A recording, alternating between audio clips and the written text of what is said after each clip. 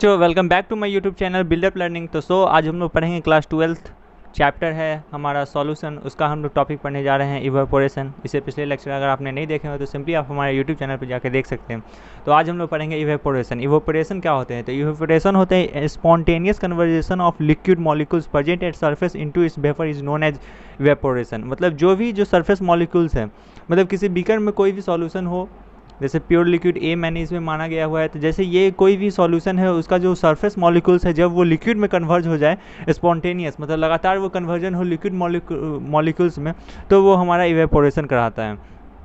तो जो surface molecules होते हैं और जो सॉल्यूशन के नीचे वाले बल्क मॉलिक्यूल्स होते हैं, तो जनरली आप समझ सकते हैं कि जो सरफेस पे मॉलिक्यूल्स है वो सबसे पहले इवेपोरेट करेंगे, तो उसका काइनेटिक एनर्जी है सो एबव देन एवरेज, मतलब इस जो ऊपर वाले जो सरफेस है उसका काइनेटिक एनर्जी है सो नीचे वाले एवरेज से ज़्यादा होंगे, उसके जो एवरेज होंगे सो बहुत ज़्यादा होंगे।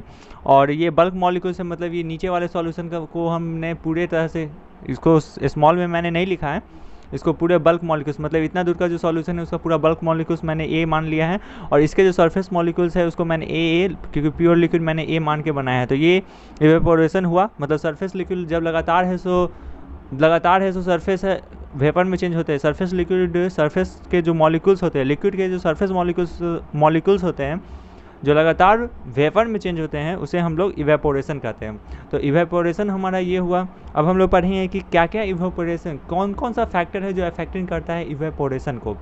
तो चलिए उसके बारे में जानते हैं। सबसे पहले हमारा आता है सरफेस एरिया। सरफेस एरिया कहने का मतलब हुआ, मतलब कोई भी सरफेस एरिया, मतलब कितना, जैसे ये कंटेनर है, अगर मैं इसका सरफेस एरिया बढ़ा दूँ, मतलब मैं और इसे बड़ा कर दूँ, या फिर इसका सरफेस एरिया मैं घटा दूँ, इसको और छोटा कर दूँ, तो वो होता है सरफेस एरिया होता है। तो सरफेस एरिया होता है जो रेट ऑफ इवेपोरेशन होता है उसके डायरेक्टली प्रोपोर्शनल होता है, मतलब जितना ज़्यादा सरफेस एरिया उतना ज़्यादा इवेपोरेशन, जितना छोटा सरफेस एरिया, मतलब रेट ऑफ इवेपोरेशन, मतलब जितनी तेज़ी से जो रेट होते हैं इवेपोरेशन होने की जो टेंडेंसी होती है, मतलब जितने उसकी मतलब टेंडेंसी कह सकते हैं, वो लिक्विड मॉलिक्यूल्स वेपर में चेंज होने की जितनी टेंडेंसी होती है वो उसके डायरेक्ट प्रोपोर्शनल होती है सरफेस एरिया के। अब हमारे दूसरे जो फैक्टर इफेक्ट करेंगे वो हमारा टेम्परेचर होंगे। तो टेम्परेचर भी हमारा सिंपली रेट ऑफ इवेपोरेशन के प्रोपोर्शनल होता है। जितना टेम्परेचर बढ़ेगा उतना रेट ऑफ इवेपोरेशन भी तेज़ी होगा। मतलब अगर किसी, सिंपली आप सोच सकते हैं कि हाँ, किसी भी लिक्विड को जब हम लोग हीटिंग करेंगे, मतलब गर्म करेंगे, टेम्परेचर उसको प्रोवाइड करेंगे, तो सिंपली उसका बॉइलिंग पॉइंट भी इंक्रीज होगा, तो वो ज़्यादा रेट ऑफ इवेपोरेशन होगा, तो जिस कारण है सो लिक्विड मॉलिक्यूल्स है सो आसानी से है सो वेपर में चेंज होंगे। तीसरा हमारा आता है, तीसरा हम लोग पढ़ेंगे नेचर ऑफ लिक्विड। मतलब नेचर ऑफ लिक्विड मतलब कोई भी, जैसे जिसका नेचर ऑफ लिक्विड कहने का मतलब कि अलग अलग लिक्विड, अब ये नहीं कि सेम ही लिक्विड, मतलब नेचर ऑफ उसका कोई भी लिक्विड मतलब अलग हो सकता है। तो वो जो होता है सो इन्वर्सली प्रोपोर्शनल होता है, क्योंकि force of attraction between molecules जो होते हैं सो अलग होते हैं।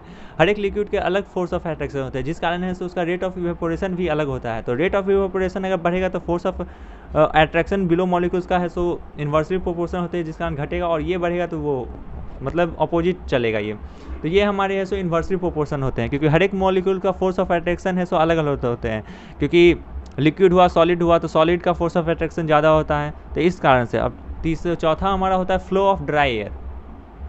ड्राई एयर कहने का मतलब जो सूखी हवा क्या मतलब, ड्राई हवा जिसमें नमी ना हो, उसे हम लोग कहते हैं फ्लो ऑफ ड्राई एयर। तो फ्लो ऑफ ड्राई एयर में, जैसे dry air has tendency to absorb moisture and become saturated with it, and in order to do so it increase the rate of evaporation of any liquid।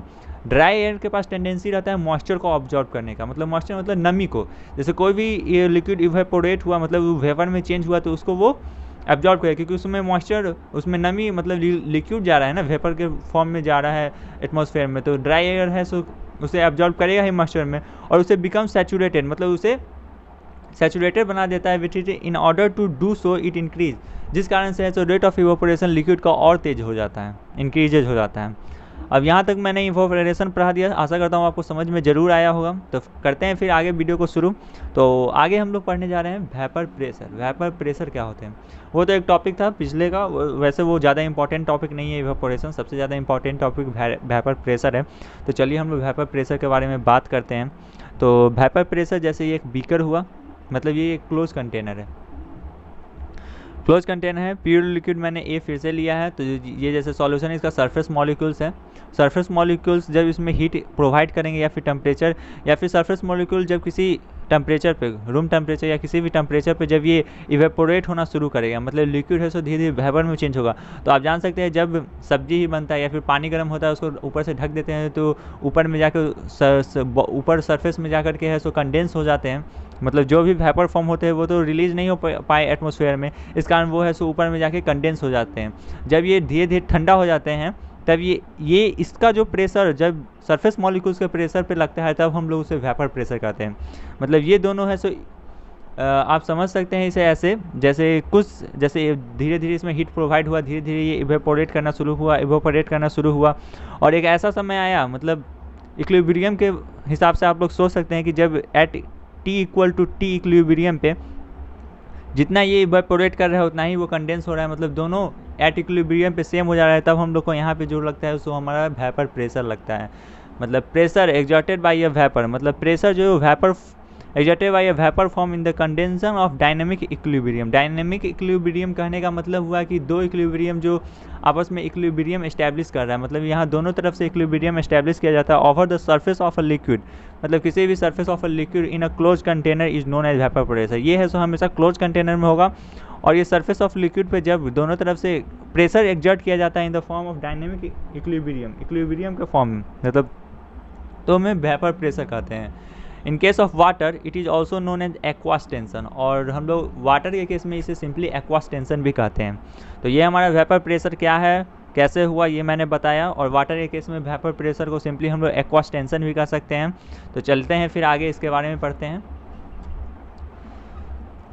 तो vapour water को हम लोग करते हैं, तो इस कारण से आप देख सकते हैं कि H2O जब लिक्विड था, H2O liquid at equilibrium, H2O जब वेपर, मतलब इसको कुछ रेट ऑफ इवेपोरेशन है सो रेट ऑफ कंडेंसेशन का सेंस यहाँ समझाया गया है, आप सिंपली यहाँ से समझ सकते हैं। सिंपली ये इंडोथर्मिक है, मतलब इसमें हीट है सो एक्सटर्नल, इंडोथर्मिक है मतलब हीट बाहर से नहीं दिया जा रहा है, इंटरनल हीट एनर्जी है, इंडोथर्मिक है मतलब हीट अंदर का है। H2O जब देखिए यहाँ simply rate of evaporation rate of condensation, मतलब जितना तेज़ी से ये इवेपोरेट हो रहा है उतना ही से ये कंडेंस भी हो रहा है। तो ये सिंपली आपको ये एट टी इक्वल टू 0 पे लिक्विड देखिए, मतलब जब टाइम टी रहे, टी जब 0 के इक्वल है टाइम टी, तो आप देख सकते हैं यहाँ लिक्विड H2O जो लिक्विड है तो उसका रेट ऑफ इवेपोरेशन मैक्सिमम होगा और रेट ऑफ कंडक्शन 0 के बराबर होगा, मतलब उसका इवेपोरेट हो रहा है। ये जब किसी टाइम पे जब पहुंचा तो आप देख सकते हैं liquid plus vapour rate of evaporation maximum है, रेट ऑफ कंडेंसेशन भी धीरे धीरे इंक्रीज कर रहा है क्योंकि लिक्विड अब वेपर में चेंज हो रहा है। अब at time T equal to T equilibrium, और इक्विलिब्रियम पे आप सिंपली देख सकते हैं liquid plus vapour rate of evaporation rate of condensation आपस में इक्वल हो रहे हैं, तो यहाँ पे वेपर प्रेशर है सो डिफाइंड होगा, तब हम लोग कहेंगे कि यहाँ पे वेपर प्रेशर हो रहा है। तो सिंपली आप इससे है सो केमिकल इक्विलिब्रियम आपने 11th में पढ़ा होगा, तो सिंपली आप यहाँ से Kp इनिशियल लिख सकते हैं। तो partial pressure of H2O equal to vapour pressure of H2O, मतलब जो इसका पार्शियल प्रेशर होगा वाटर का वही हमारा वेपर प्रेशर ऑफ H2O के बराबर होगा। सिंपली आप इसे एक ग्राफ से डिफाइन कर सकते हैं, जैसे ये रहा ग्राफ, तो रेट है इधर रेट ऑफ इवेपोरेशन, टाइम है, तो टी इक्विलिब्रियम पे आप देख सकते हैं, जैसे मान लेते हैं यहाँ पे vapour of pressure is defined हो, मतलब रेट ऑफ इवेपोरेशन ये हुआ, मतलब ये line rate of evaporation at T equal to equilibrium. तो आप ये देख सकते हैं धीरे धीरे जैसे लिक्विड से धीरे धीरे वेपर और लिक्विड प्लस वेपर, तो rate of evaporation rate of condensation के बराबर हो रहा है, तो यहाँ वेपर प्रेशर डिफाइंड हो रहा है। तो इस ग्राफ को देखते हुए हम लोग कुछ पॉइंट लिखेंगे। तो vapour pressure is the maximum value of partial pressure, vapour pressure जो होता है सो मैक्सिमम वैल्यू होता है पार्शियल, मतलब पार्शियल प्रेशर का मैक्सिमम वैल्यू वेपर प्रेशर होता है एट अ गिवन टेम्परेचर, मतलब किसी गिवन टेम्परेचर पे। If partial pressure increased after this value of some vapour will condense, जब पार्शियल प्रेशर इंक्रीज बढ़ेगा तो उसके बाद है सो कुछ वेपर हो गए सो कंडेंस हो गया, और if partial pressure smaller than vapour pressure then liquid so, और जब पार्शियल प्रेशर धीरे धीरे स्मॉल हो जाएंगे तो वो सिंपली है सो लिक्विड में फॉर्म हो जाएंगे। तो evaporation until the maximum value of partial pressure is achieve, evaporation until the maximum value of partial pressure is achieve, evaporation जब पूर्ण रूप से हो जाता है तब हम लोग पार्शियल प्रेशर को अचीव कर लेते हैं, maximum value of partial pressure को हम लोग अचीव कर लेते हैं। और all of liquid will vaporise, और जितने भी लिक्विड होते हैं वो सिंपली वेपोराइज्ड भी हो जाते हैं।